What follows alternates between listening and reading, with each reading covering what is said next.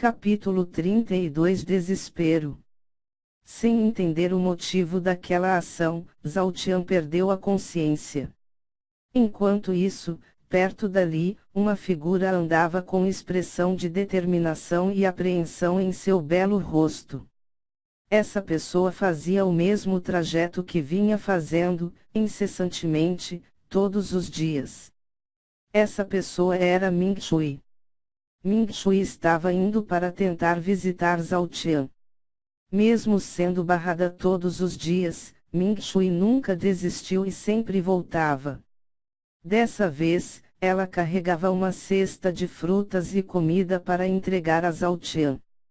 Quando Ming Shui se aproximou do departamento de punição, os seus lindos olhos azuis tremeram, o seu corpo ficou paralisado enquanto uma poça de sangue encostava em seus pés. A cena diante dos olhos de Ming Shui era algo que nenhuma jovem na idade dela pensaria em presenciar. Os corpos dos guardas do departamento de punição estavam espalhados por todos os lados, um rio de sangue se formava enquanto tingia todo o chão de vermelho. Um massacre como esse era uma cena extremamente perturbadora para Ming Shui. Ainda tremendo e imaginando o pior, Ming Shui foi andando lentamente na direção do departamento de punição. Cada passo era hesitante, o medo do que ela poderia ver ia aumentando cada vez mais.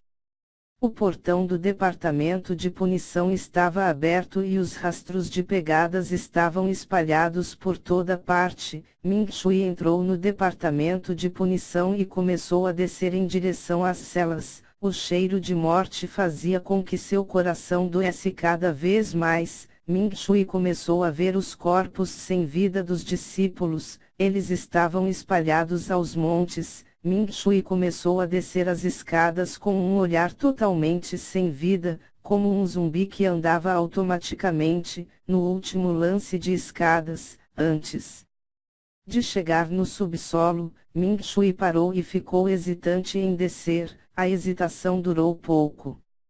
Ming Shui apertou a cesta em suas mãos e começou a descer as escadas. Continua no próximo capítulo. KKKKKK tô zoando.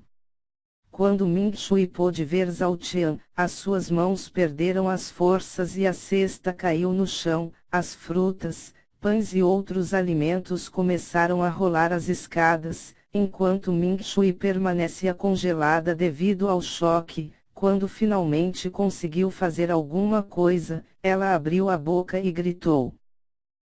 Aquele grito carregava a mais profunda dor que uma pessoa podia sentir.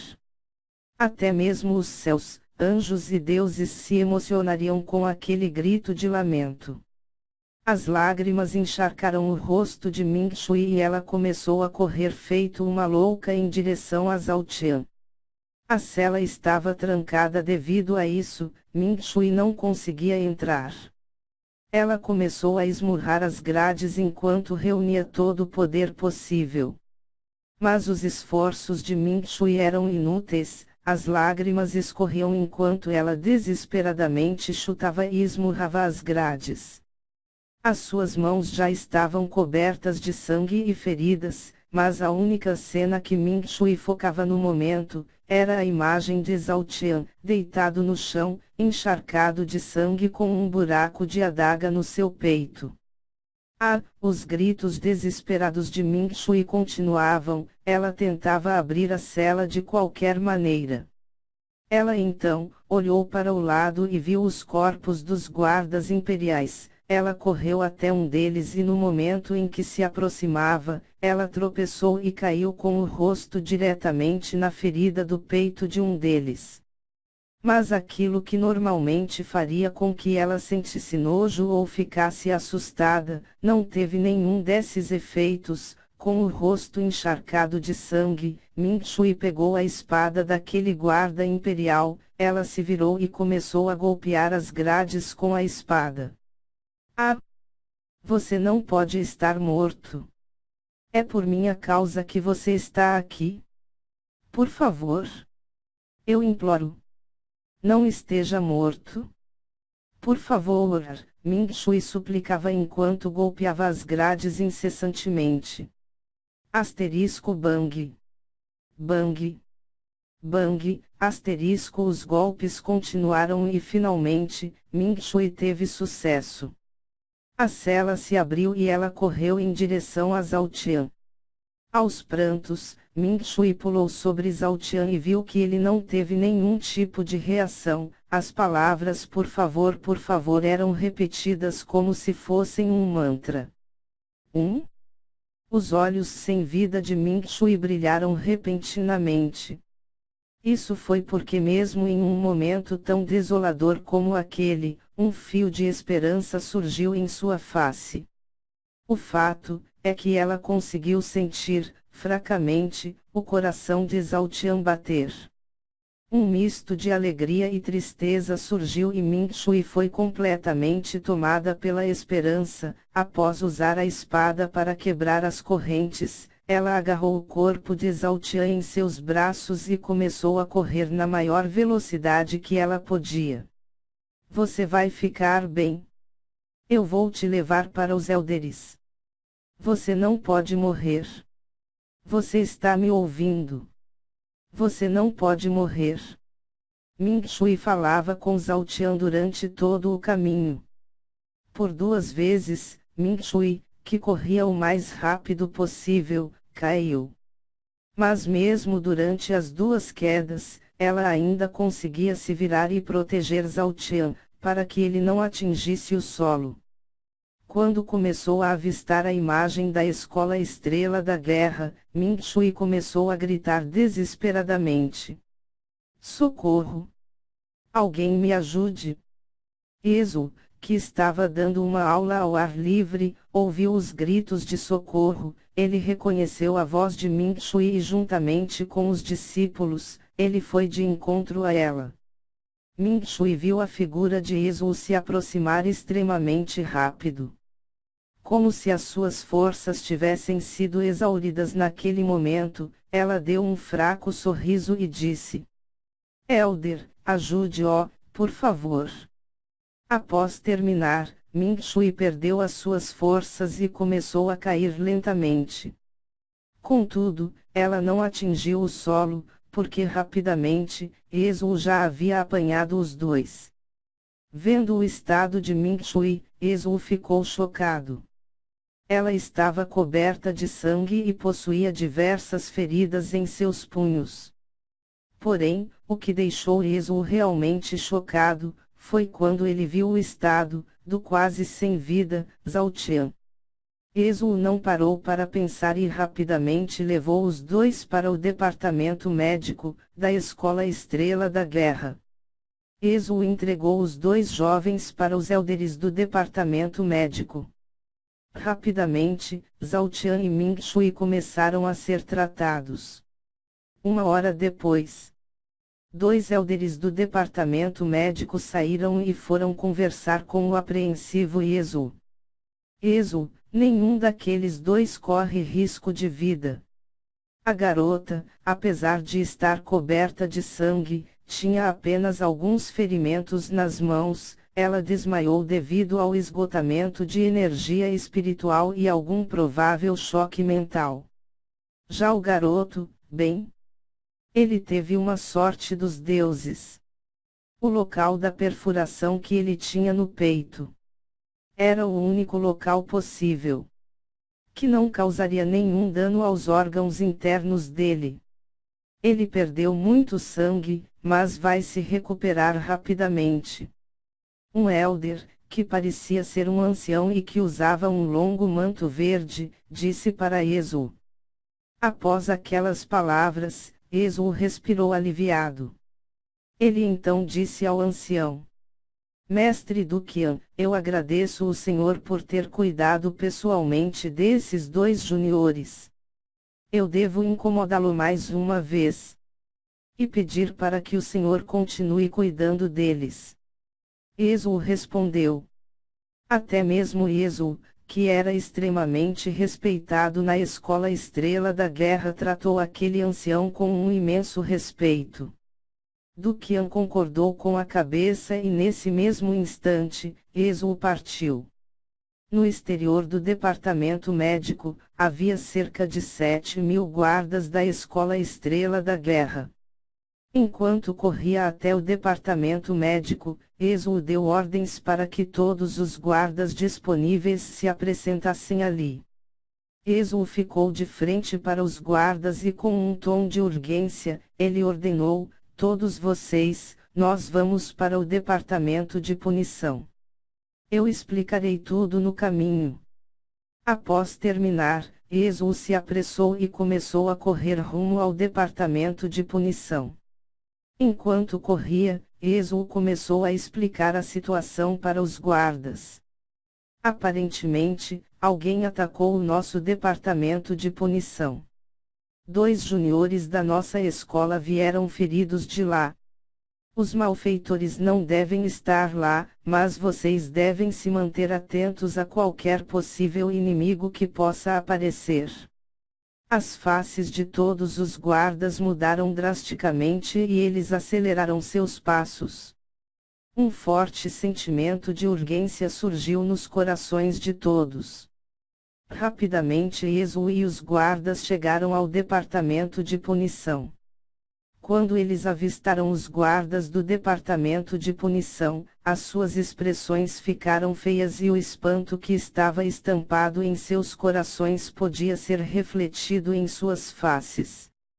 Isso era porque a cena que eles estavam vendo era como um cemitério sem covas, apenas corpos e mais corpos de guardas do departamento de punição podiam ser vistos.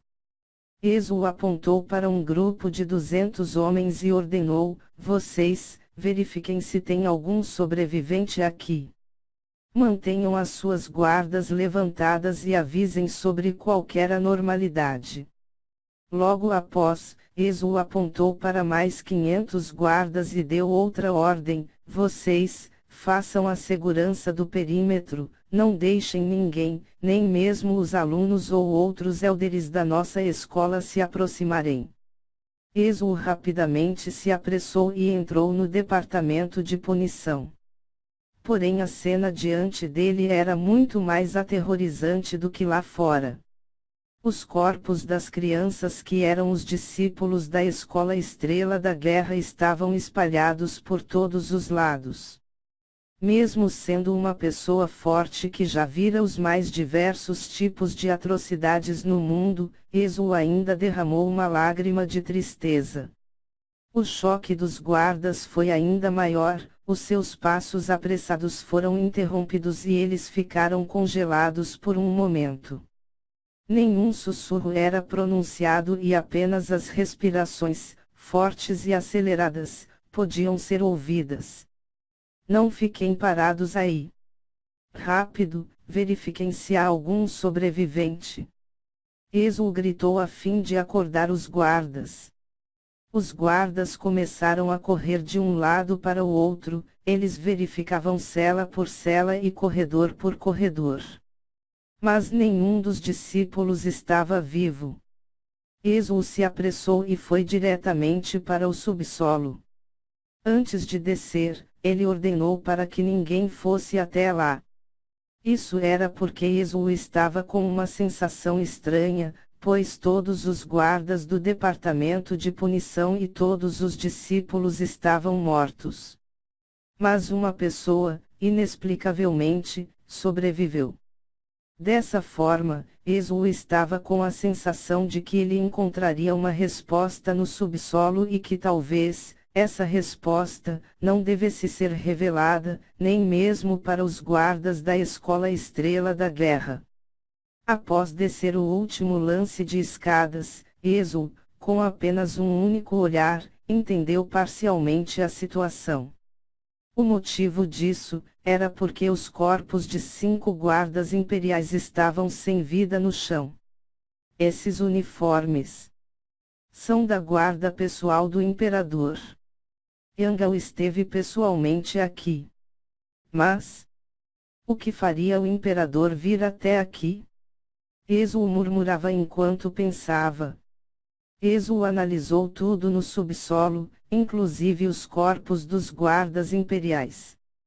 Ele, que já estava desconfiado quanto a Zhao Tian, percebeu que todos aqueles guardas foram aparentemente mortos, enquanto tentavam matar Zhao Tian.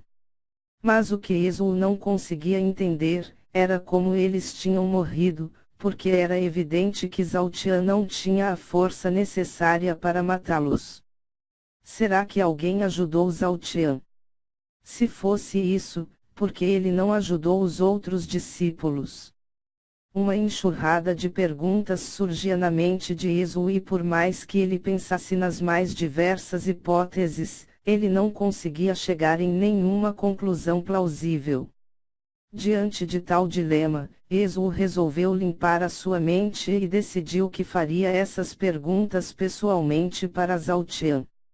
Ezu moveu o seu braço direito na direção dos guardas imperiais e um forte brilho vermelho surgiu na sua mão. Rapidamente, uma forte corrente de chamas saiu do braço de Ezu e incinerou os corpos dos guardas imperiais.